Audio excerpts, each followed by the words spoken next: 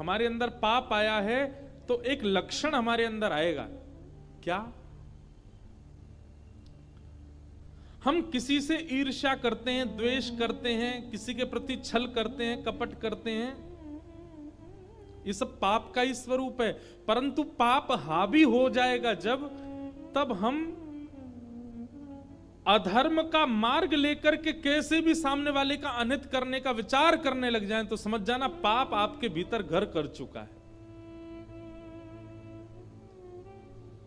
ठीक है, आपसे ज्यादा श्रेष्ठ कोई बन गया, ईर्ष्या हुई, इतना चलेगा, लेकिन आपने कुछ किया नहीं, अपने काम में लगे रहे।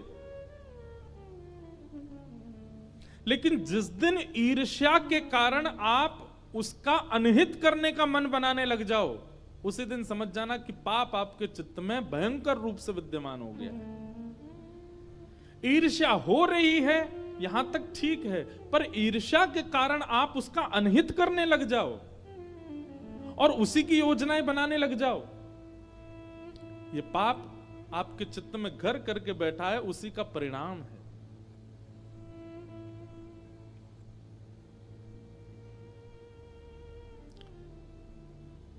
ऐसा कह दें कि जैसे बहुत गंभीर बीमारी हो जाए और वो थोड़ी बहुत स्थानों पर हो तो उसकी चिकित्सा की जाती है, लेकिन अगर वो मस्तिष्क में पहुंच जाए, ब्लड में आ जाए, आपके हृदय में उसका प्रवेश हो जाए, तो फिर उस बीमारी का कोई उपचार नहीं।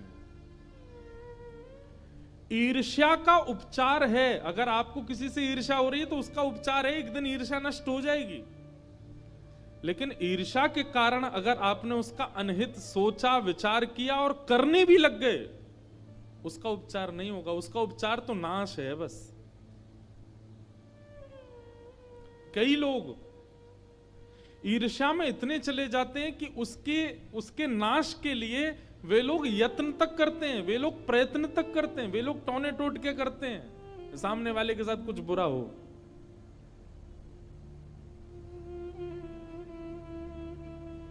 अरे कहां तक कहें, मंदिर भी इसीलिए जाते हैं कि हमारा पड़ोसी आजकल बहुत चौड़ रहा है, बहुत बढ़िया कमा रहा है, खा रहा है, सब बढ़िया चल रहा है, उसके संग कुछ अनहित होना चाहिए, इसलिए मंदिर जा रहे हैं।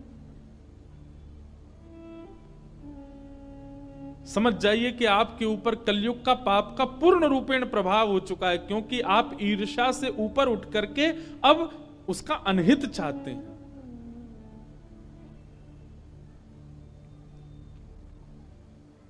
इसलिए किसी के प्रति ईर्ष्या आवे, कथा में आइए, सत्संग में आइए, गुरुजनों के पास आइए, गंगा स्नान कीजिए, यमुना स्नान कीजिए, धीरे धीरे अपने उस ईर्ष्या को नष्ट कीजिए। परंतु अगर ईर्ष्या के कारण आपके चित्त में उसका अनहित चाहने की इच्छा हो रही है, उसके साथ गलत करने की इच्छा हो रही है, आपका नाश होने से कोई नहीं रोक सकता। और वही कर रहा है दुर्योधन। दुर्योधन युद्ध हार चुका है, अचेत अवस्था में पड़ा है रणभूमि में, लेकिन तब भी उसको ये पीड़ा नहीं है कि मैं मरने वाला हूं, अपनी मृत्यु सफल बना लूं। अरे मेरे कुछ क्षण बचे हैं, मैं इन क्षणों में कुछ अच्छा कर लूं, हरिनाम संकीर्तन कर लूं, भजन कर लूं, कुछ पुण्य कर लूं। नहीं, वो थोड़े क्षणों जो उसके बचे हैं जीवन के, उनमें भी क्या सोच रहा है कि मैं क्या करूं कि पांडव भी मारे जाएं, मैं पांडवों से बदला लूं। पिक्चरों में कभी कभी दिखाया जाता है कि जब गुंडे के पिताजी मरने वाले होते हैं तो वो मरते मरते कह जाते हैं, मेरी मृत्यु का बदला तू ले लेना, और फिर वो मर जाते हैं।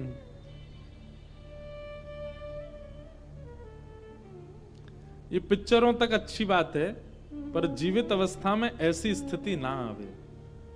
अरे अंतिम श्वास हम कभी कभी देखते हैं, फ्लाइट में हो, कभी कहीं जा तो कभी देखते हैं पिक्चर, उसमें जब ऐसी तब सोचते हैं, अरे यार अंतिम श्वास ले रहा था, कम से कम राम नाम तो बोल जाता, अंतिम श्वास ले रहा था, नारायण नारायण ही बोल के चला जाता, उसमें भी बदला लेने की भावना रख के गया।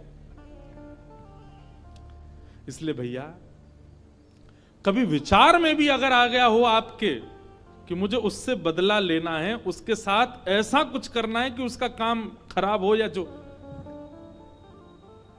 समझ जाइए क्या पता इस कथा के माध्यम से ठाकुर जी आपको कुछ संकेत दिलाना चाहते हैं, ये नाश का कारण बनेगा। संसार में हर व्यक्ति अपना प्रारब्ध भोग रहा है।